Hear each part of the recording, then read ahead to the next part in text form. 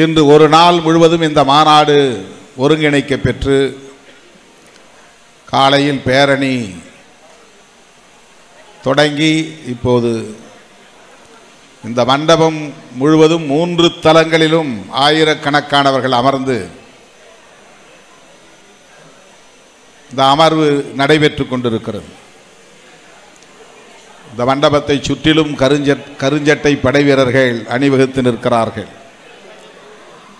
இந்த ஒரு அரங்கம் மட்டுமில்லாமல் மேலும் கீழும் என்று 3 அரங்கங்களிலும் ஒரே நேரத்தில் கருஞ்சிறுத்தைகள் அமர்ந்து இந்த நிகழ்வை சிறப்பித்துக் கொண்டிருக்கிறார்கள். இந்த 100ஆண்டு விழாவிலே, நிறைவு விழாவிலே பங்கேற்று உங்களிடையே உரையாற்றக்கூடிய ஒரு அரிய வாய்ப்பை எனக்கும் வழங்கியிருக்கிற தமிழர் தலைவர் ஐயா ஆசிரியர் அவர்களுக்கு என்னுடைய நெஞ்சார்ந்த நன்றியை முதலில் தெரிவித்துக் கொள்கிறேன். செப்டம்பர் 17 தந்தை பெரியாருடைய பிறந்தநாள் விழாவில் பெரியார் திடலில் தமிழர் தலைவர் அவர்களுடைய தலைமையில் நான் உரையாற்ற வேண்டும் என துணைத் தலைவர் கவிஞர் கலிப்பூங்குன்றன் அவர்கள் என்னிடத்திலே கேட்டார். நானும் என்னுடைய பயணத் திட்டத்தை பார்க்காமலேயே முதலில் மகிழ்ச்சியோடு ஒப்புதல் அளித்து விட்டேன். அதன் பிறகு அந்த நாளில் நான் லண்டனிலே இருக்க வேண்டிய ஒரு கட்டாயம் இருந்தது. திரும்பி வருவதற்கு மேலும் ஓரிரு நாள் பிடிக்கும் என்கிற சூழலில் ஐயா அவர்களை தொலைபேசியிலே தொடர்பு கொண்டு என்னுடைய வருத்தத்தை தெரிவித்தேன். அப்போது ஐயா அவர்களும் துணைத் தலைவர் அவர்களும் என்னிடத்திலே சொன்னது, பிறந்த நாள் விழாவுக்கு நீங்கள் வர இயலாவிட்டாலும் சுயமரியாதை இயக்க 100ஆண்டு நிறைவு விழாவில் தவறாமல் பங்கேற்க வேண்டும் என்று அன்பு கட்டளையிட்டார்கள். உங்கள் முன்னால் மிகுந்த மகிழ்ச்சியோடு பெருமையோடு நான் நின்று கொண்டிருக்கிறேன். சுயமரியாதை இயக்கம் தோன்றி 100 ஆண்டு கண்டிருக்கிறது. ஒரு 100ஆண்டு இயக்கமாக இது இயங்கிக் கொண்டிருக்கிறது என்பதை எண்ணி பார்க்கிற போது வியப்பும் மகிழ்ச்சியும் மேலிடுகிறது. இந்த இயக்கம் தோன்றாமல் இருந்திருந்தால் பகுத்தறிவு பகலவன் தந்தை பெரியார் அவர்கள் காங்கிரஸ் இயக்கத்திலேயே நீடித்திருந்தால் என்ன நேர்ந்திருக்கும் என்பதை நாம் எண்ணி பார்க்கிற போது அச்சமாக இருக்கிறது. சுயமரியாதை இயக்கம் தோன்றியதால் தான், காங்கிரஸ் இயக்கத்தை விட்டு தந்தை பெரியார் வெளியேறி வந்து இந்த இயக்கத்தை உருவாக்கியதால் தான் இன்றைக்கு அண்ணன் தளபதி ஸ்டாலின் அவர்கள் தமிழ்நாட்டின் முதலமைச்சர் இருக்கையிலே அமர முடிந்திருக்கிறது. திருமாவளவன் ஒரு இயக்கத்தின் தலைவராக மட்டுமின்றி இன்றைக்கு நாடாளுமன்றத்தில் உங்களின் பிரதிநிதியாக பேச முடிகிறது. இந்த மாற்றங்கள் தந்தை பெரியார் எடுத்த அந்த முடிவால் நேர்ந்திருக்கிற விளைவுகள் என்பதை நாம் வரலாற்று பின்னணியோடு பொருத்தி பார்க்க கடமைப்பட்டவர்களாக இருக்கிறோம். வகுப்புவாரி உரிமை குறித்த தீர்மானங்களை அன்றைய காங்கிரஸ் கட்சியை வழிநடத்தியவர்கள் ஏற்றுக்கொள்ளாமல் மறுதளித்ததோடு மட்டுமில்லாமல் இதே செங்கல்பட்டில் நடைபெற்ற திருவிக்கா தலைமையிலான மாநாட்டில் பெரியார் முன்மொழிந்த வகுப்புவாரி உரிமை தீர்மானத்தை தோற்கடித்தார்கள். அதுதான் காங்கிரஸ் இயக்கத்திலிருந்து பெரியார் வெளியேறுவதற்கு மிக முக்கியமான முதன்மையான காரணியாக இருந்திருக்கிறது என்பதை நாம் வரலாற்றில் அறிகிறோம், பார்க்கிறோம், படிக்கிறோம். வகுப்புவாரி உரிமை என்பது சமூக நீதி உரிமை. பிராமணர்களே அந்த காலத்தில் எல்லா துறைகளிலும் எல்லா தலங்களிலும் நிறைந்திருந்தார்கள், ஆதிக்கம் செலுத்தினார்கள், ஆக்கிரமித்திருந்தார்கள் என்கிற நிலையிலே பிராமணர் விளக்கம், the exclusion of Brahmins என்கிற ஒரு கான்செப்ட், ஒரு கருத்தியல் அன்றைக்கு நீதி கட்சியை தொடங்கிய தலைவர்களிடையே மலர்ந்திருந்த காலம். பெரியார் அப்போது நீதி கட்சியிலே இல்லை. ஆனால் நீதி கட்சி அப்போதே அனைத்து துறைகளிலும் பார்ப்பனர்களே மேலோங்கி இருக்கிறார்கள், ஆதிக்கம் செலுத்துகிறார்கள், ஆக்கிரமித்திருக்கிறார்கள். பார்ப்பனர் அல்லாதார் யாரும் கல்வியை பெற முடியவில்லை, அரசு பணிகளில் அமர முடியவில்லை, வழக்கறிஞர்களாக கூட மாற முடியவில்லை. அப்படிப்பட்ட ஒரு சூழலிலே பார்ப்பனர் அல்லாதார் என்கிற கருத்தியல் முகிழ்த்த காலம் 1915-16 இந்த காலகட்டம். அப்படி உருவான அந்த இயக்கம் நீதி கட்சி பார்ப்பனர் அல்லாதார் என்கிற ஒரு சிந்தனையை மக்களிடையே வளர்த்தது. அதே காலகட்டத்தில் வட இந்தியாவில் பார்ப்பனர் அல்லாதார் என்கிற சிந்தனை பெரிதாக தலைதூக்கவில்லை. இந்துக்கள் இஸ்லாமியர்கள் என்கிற பாகுபாட்டைத்தான் அப்போதும் உயர்த்தி பிடித்தார்கள். மகாராஷ்டிரா மாநிலத்தில் மகாத்மா ஜோதிபா பூலே, அவரை தொடர்ந்து பல தலைவர்கள், பின்னர் பெரியாருடைய சமகாலத்தில் புரட்சியாளர் அம்பேத்கர் போன்றவர்கள் எல்லாம் அந்த மண்ணிலே தோன்றிய போதும் இந்த மண்ணில் பிராமின் நான் பிராமின் என்று இரண்டு வருண வகுப்பாக மக்களை பிரித்து அணிதிரட்டக்கூடிய, அமைப்பாக்கக்கூடிய, கூர்மைப்படுத்தக்கூடிய பணிகள் தீவிரமடைந்திருந்த காலம். பெரியார் இங்கே காங்கிரஸ் கட்சியில் இருந்தபோது புரட்சியாளர் அம்பேத்கர் அயல் நாடுகளில் பல்கலைக்கழக மாணவராக படித்துக் கொண்டிருந்த காலம், அவர் மாணவராக இருந்த காலம். நீதி கட்சி உருவாக்கிய அந்த அரசியல், அந்த கருத்தியல் காங்கிரஸ் கட்சியில் இருந்து வெளியேறிய தந்தை பெரியாரின் கவனத்தை ஈர்த்தது. அவர் குடியரசு என்கிற ஏட்டை தொடங்கிய நாள் தான் சுயமரியாதை இயக்கம் தொடங்கிய நாள் என்று வரலாற்று குறிப்புகள் நமக்கு கூறுகின்றன.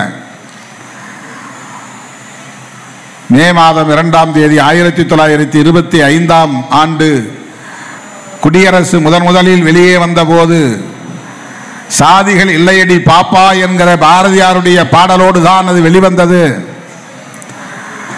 மனு தர்மத்திற்கு எதிரான முழக்கங்களை கொண்டுதான் அது வெளிவந்தது. சாதி ஒழிப்பு சிந்தனை, மனு தர்மத்திற்கு எதிரான சிந்தனை, அதுதான் சுயமரியாதை இயக்கத்தின் அடிப்படை கருத்தியலாக முகிழ்த்தது. குடியரசு ஏடு தொடங்கிய நாள் தான் சுயமரியாதை இயக்கம் தொடங்கிய நாள் என்று வரலாற்று ஆய்வாளர்கள் குறிப்பிடுகிறார்கள். அந்த கணக்கின் அடிப்படையில் தான் 2025 நூற்றாண்டு என்று இன்றைக்கு திராவிடர் கழகம் கொண்டாடி கொண்டிருக்கிறது. திராவிடர் கழகம் எப்படி உருவானது? நீதி கட்சியும் சுயமரியாதை இயக்கமும் சேர்ந்த ஒரு இயக்கம்தான் திராவிடர் கழகம். பகுத்தறிவு பகலவன் தந்தை பெரியார் அவர்கள் காங்கிரஸ் கட்சியில் இருந்து வெளியேறி சுயமரியாதை இயக்கம் என்கிற பெயரில் இயங்கிக் கொண்டிருந்த காலத்தில் நீதி கட்சி தலைவர்களோடு உறவாடி கொண்டிருந்தார், அவர்களை ஊக்கப்படுத்திக் கொண்டிருந்தார். தேர்தல் அரசியலில் அவர்கள் வீழ்ச்சியடைந்த நிலையில சுவண்டுவிடக் கூடாது என்று அவர்களை தாங்கி பிடித்தார். நீதி கட்சி துவண்டுவிடக்கூடாது. 6 ஆண்டுகள் ஆட்சியிலே இருந்த கட்சி பிறகு தோற்று போனது. காங்கிரஸ் வென்றாலும் அவர்களால் ஆட்சியை அமைக்க முடியாத நிலையில சில மாதங்கள் கழித்து ராஜாஜி முதலமைச்சர் பொறுப்பை ஏற்றார் 1937. இதெல்லாம் வரலாற்றில் நாம் காண கிடைக்கிற நமக்கு கிடைக்கிற குறிப்புகள். அப்படிப்பட்ட காலத்தில் நீதி கட்சி துவண்டுவிடக் கூடாது என்று அதை தாங்கி பிடித்து அதை ஊக்கப்படுத்தியவர். இந்தி திணிப்பு எதிர்ப்பு போராட்டத்திலே பங்கேற்று சிறையில் இருந்த போது நீதி கட்சியின் தலைவராகவே தேர்ந்தெடுக்கப்பட்டார். சுயமரியாதை இயக்கம் கண்ட தலைவர் தந்தை பெரியார் நீதி கட்சியின் தலைவராகவும் பொறுப்பேற்று ஒரே நேரத்தில் நீதி கட்சிக்கும் சுயமரியாதை இயக்கத்திற்கும் தலைவராக இருந்து பாடாற்றியவர் பகுத்தறிவு பகலவன் தந்தை பெரியார் அவர்கள். அந்த இயக்கத்தின் அடிப்படை கோட்பாடு அல்லது முதன்மை கோட்பாடு என்பது சமூக நீதி என்பதாகத்தான் இருந்தது. சமத்துவத்திற்கான அடித்தளம் சமூக நீதி. மனு தர்மத்தின் பெயரால் மன்னராட்சி காலத்தில் இங்கு நிலைநிறுத்தப்பட்ட இந்த சமூக கட்டமைப்பு பிறப்பின் அடிப்படையிலான உயர்வு தாழ்வை நிலைநிறுத்தி இருக்கிறது. நாமெல்லாம் பெருமையோடு பேசுகிற மா மன்னர்கள் தமிழ் மன்னர்கள் தான். தமிழை தூக்கி எறிந்து விட்டு சமஸ்கிருதத்தை தூக்கி கருவறையிலே வைத்தார்கள். உள்ளூர் வள்ளுவ பண்டாரங்களை தூக்கி எறிந்து விட்டு ஐயர் ஐயங்கார்களை கொண்டு வந்து வைத்தார்கள். வேள்விகளை நடத்துவதிலும் யாகங்களை நடத்துவதிலும் ஆர்வம் கொண்டார்கள். சமஸ்கிருதம் தேவபாஷை என்பதை ஏற்றுக்கொண்டார்கள். பிறப்பின் அடிப்படையிலான உயர்வு தாழ்வை கடவுளின் விதி என்று நம்பினார்கள். அவர்களால் இங்கே நிலைநிறுத்தப்பட்ட இந்த வாழ்வியல் முறையை, சமூக கட்டமைப்பை தகர்த்திட வேண்டும் என்கிற துணிச்சலை கொண்ட ஒரு போராளியாக வெகுண்டெழுந்தவர்தான் பகுத்தறிவு பகலவன் தந்தை பெரியார். மண்டை சுரப்பை உலகு தொழும் மனக்குகையில் சிறுத்தை எழும் என்றார் பாவேந்தர் பாரதிதாசன். பெரியாரை பற்றி விவரிக்கிற போது மனக்குகையில் சிங்கம் எழும் என்று சொல்லவில்லை, மனக்குகையில் புலி எழும் என்று சொல்லவில்லை, மனக்குகையில் சிறுத்தை எழும் என்றார் பாரதிதாசன். அதை எண்ணி எண்ணி நான் வியந்து போவதுண்டு. இந்த இயக்கத்திற்கு விடுதலை சிறுத்தைகள் என பெயர் சூட்டியதும் பெரியாருடைய சிந்தனையும் எப்படி பொருந்தி போகிறது என்று நான் எண்ணி சிலாகிப்பதுண்டு. இப்போதெல்லாம் விரக்தி ஏற்படுகிற போதெல்லாம், மன வலி ஏற்படுகிற போதெல்லாம், மேடைக்காக நான் சொல்லவில்லை, மாணவ பருவத்திலே திராவிடர் கழக மேடைகளில் ஐயா அவர்களும் மற்ற தலைவர்களும் பேசிய பேச்சை கேட்டு பொது வாழ்வுக்கு வந்த நான் ஒரு திராவிடர் கழக தொண்டனாகவே இருந்திருக்கலாம், இந்த களத்தில் நாம் ஒரு போராளியாக இருந்திருக்கலாம் என்று நான் அடிக்கடி எண்ணி பார்க்கிறேன். இது நான் மேடைக்காக சொல்லவில்லை.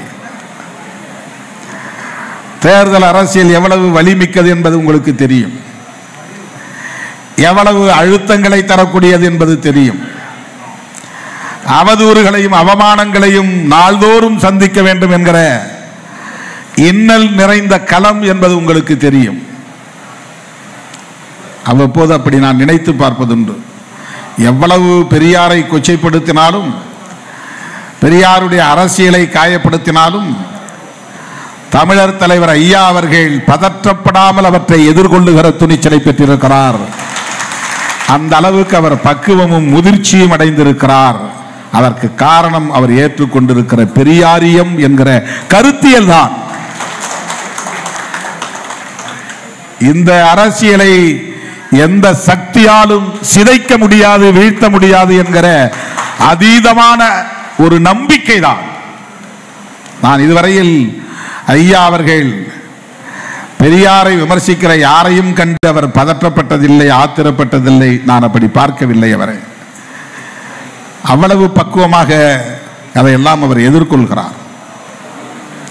பெரியார் உலகமயமாகி வருகிறார் என்று உலகம் முழுவதும் பயணம் செய்து பெரியார் அரசியலை இன்றைக்கு கொண்டு போய் சேர்க்கிறார். ஜப்பானின் டோக்கியோவில் இருந்து ஒரு தோழர் வந்து இங்கே புத்தகம் பெற்றுக்கொண்டார். பெரியாரை இன்றைக்கு உலகமே உற்று நோக்குகிறது, ஆழ்ந்து கற்கிறது. உலக தலைவர்களின் வரிசையில் வைத்து பார்க்கிறது. இதற்கு எந்த அடையாள அரசியலும் காரணம் இல்லை. அவருடைய அறிவார்ந்த அரசியல் தான் காரணம். அவர் பேசிய மாந்தநேய அரசியல் தான் காரணம். அவர் பரப்பிக் கொண்டிருக்கிற இந்த பகுத்தறிவு அரசியல் தான் காரணம். லாபி செய்து இந்த அரசியலை பல நாடுகளுக்கும் கொண்டு போய் சேர்க்கவில்லை.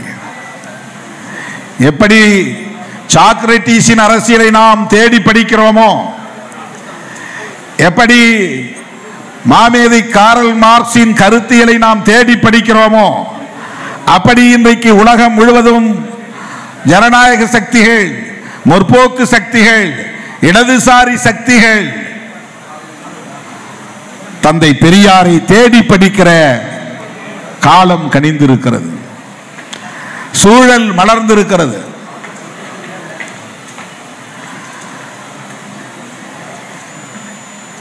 சேலத்திலே நடைபெற்ற மாநாட்டில் தந்தை பெரியார் அவர்கள் தென்னிந்திய நல உரிமை சங்கம், நீதி கட்சி, சுயமரியாதை இயக்கம், பார்ப்பனர் அல்லாதார் இயக்கம் என்பதற்கெல்லாம் மாற்றாக அவர் முன்மொழிந்த ஒரு இயக்கத்தின் பெயர்தான் திராவிடர் கழகம். சொல்லாடல் தான் திராவிடர் என்கிற சொல். பார்ப்பனர் அல்லாதார் என்கிற சொல்லுக்கு மாற்றாக இனி நாம் கையாள வேண்டிய சொல் திராவிடர் என்கிற சொல் என்று தந்தை பெரியார் ஒரு தீர்மானமாக அதனை முன்வைக்கிறார்.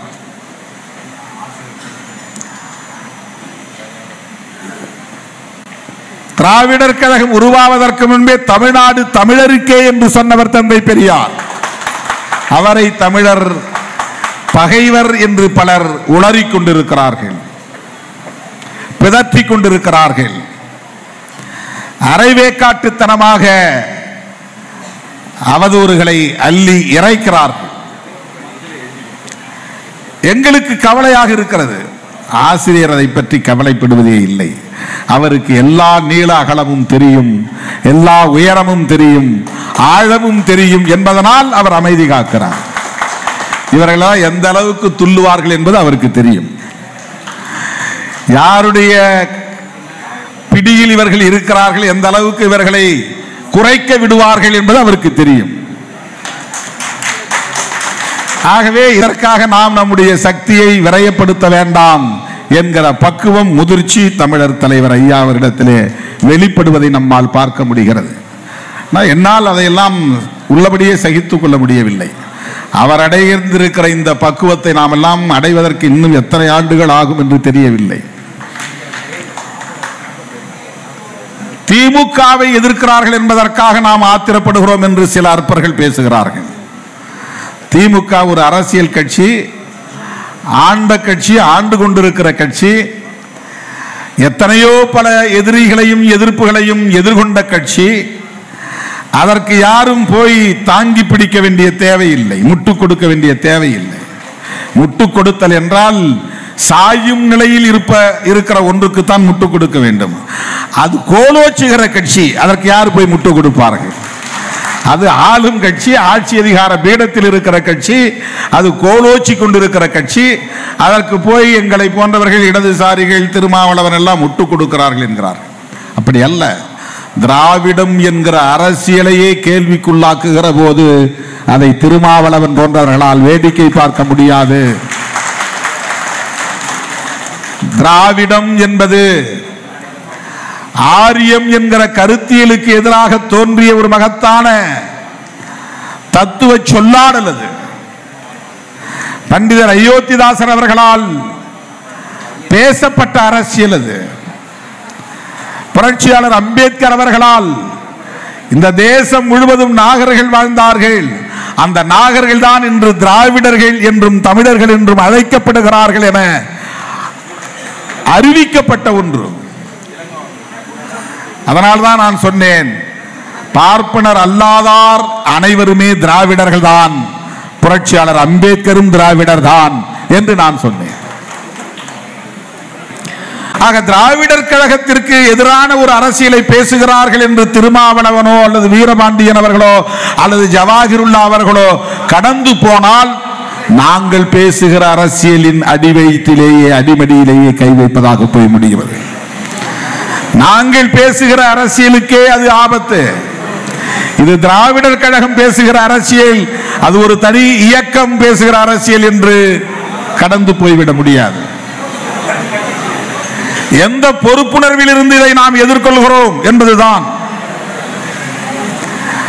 விமர்சிக்கிறோம், விமர்சிப்பவர்களை கருத்தியல் சார்ந்துதான் விமர்சிக்கிறோம், காழ்ப்புணர்ச்சியின் அடிப்படையில் அல்ல.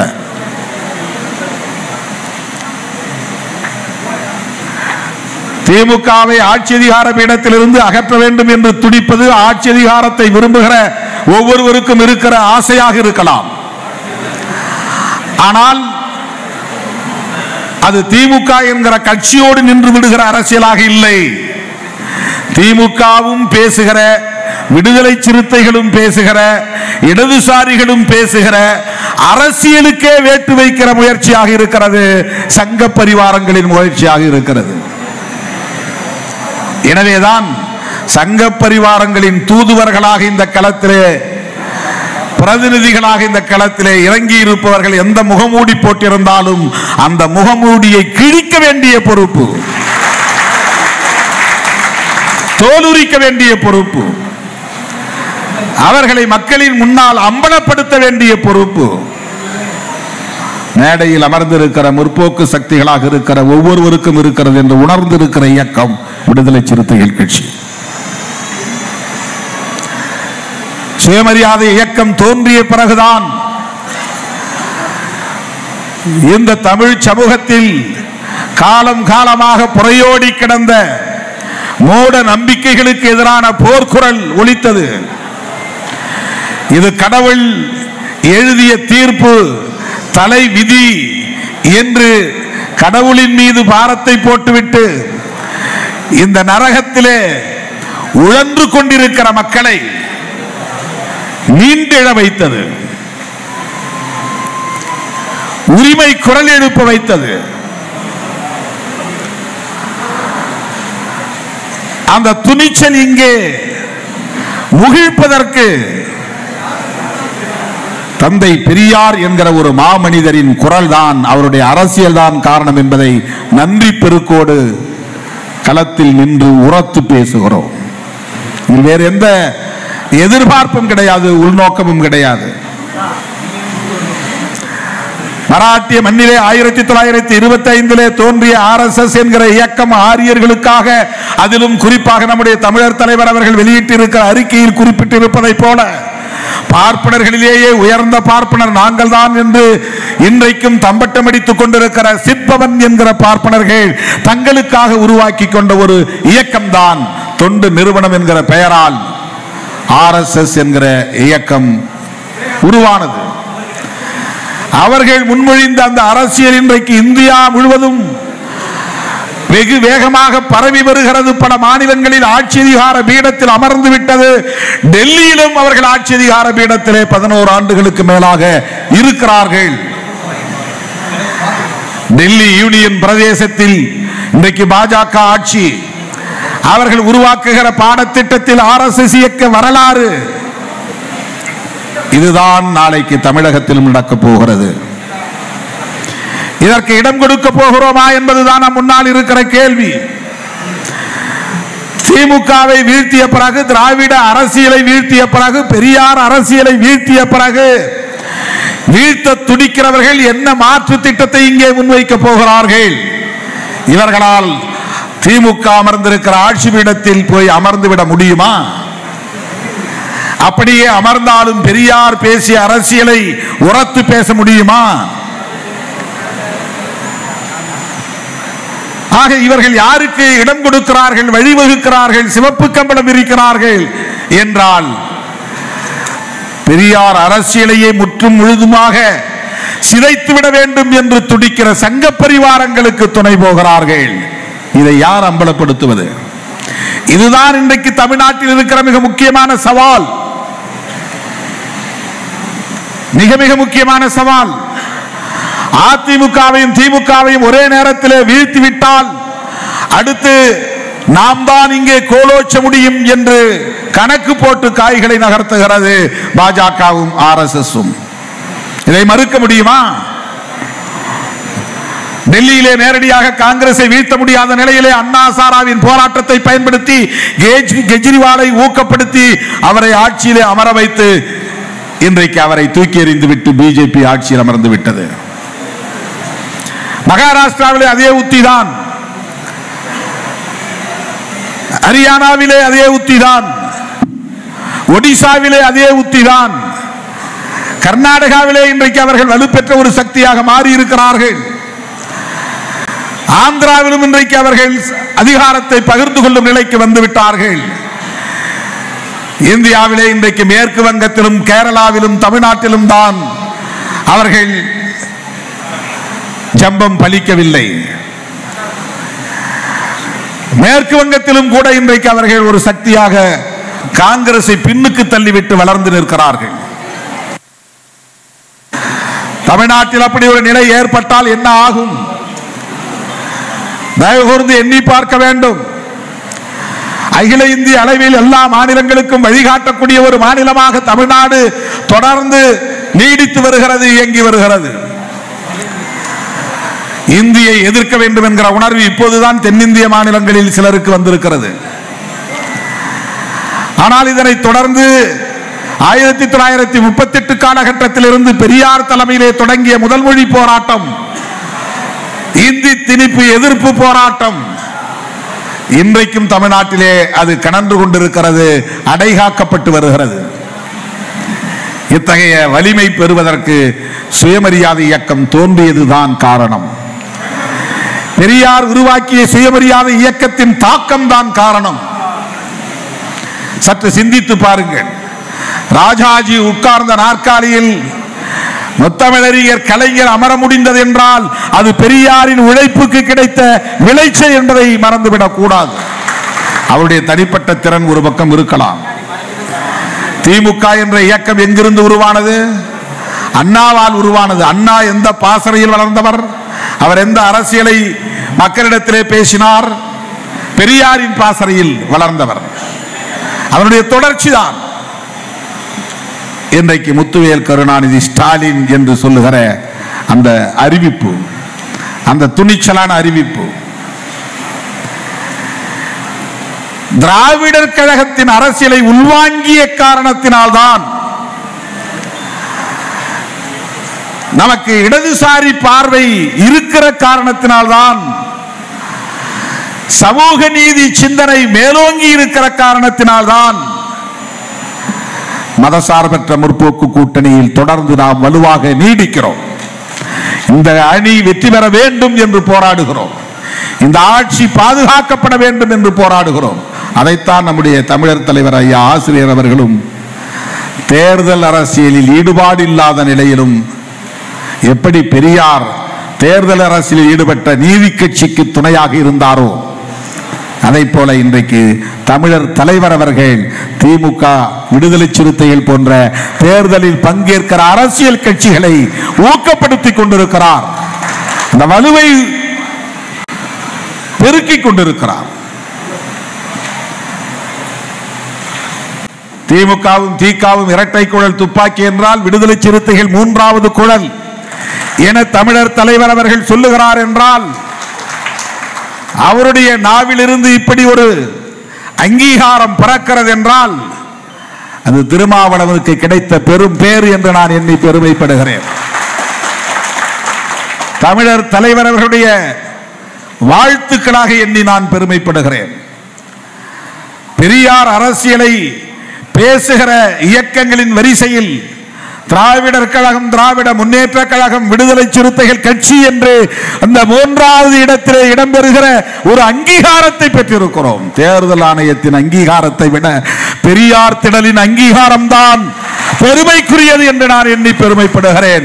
தமிழர் தலைவரின் அங்கீகாரம் தான் பெருமைக்குரியது. அவர் 100 ஆண்டுகளுக்கு மேலாக வாழ வேண்டும். வந்ததும் கவிஞர் ஐயா அவர்கள் சொன்னார், பக்கத்திலே இருக்கிற பெரியவர் 102 வயது என்றார். எனக்கு வியப்பாக இருந்தது. அடுத்த பெரியவரை காட்டி அவர் 103 வயது என்றார். இன்னும் வியப்படைந்தேன். கடவுள் இல்லை என்று சொல்லுகிறவர்கள் 102 ஆண்டுகள் வாழ முடிகிறது. கடவுள் மறுப்பை பேசுகிறவர்கள் 103 ஆண்டுகள் வாழ முடிகிறது. தமிழர் தலைவர் அவர்களும் 125 ஆண்டுகள் வாழ வேண்டும், எங்களை வழிநடத்த வேண்டும், எங்களை ஊக்கப்படுத்த வேண்டும் என்கிற விளைவை வெளிப்படுத்தி என்றென்றும் விடுதலை சிறுத்தைகள் 3வது குழலாக இருந்து இந்த சமூக நீதியை பாதுகாக்கிற களத்தில் துணை இருப்போம் என கூறி வாய்ப்புக்கு நன்றி கூறி முடிக்கிறேன். நன்றி, வணக்கம்.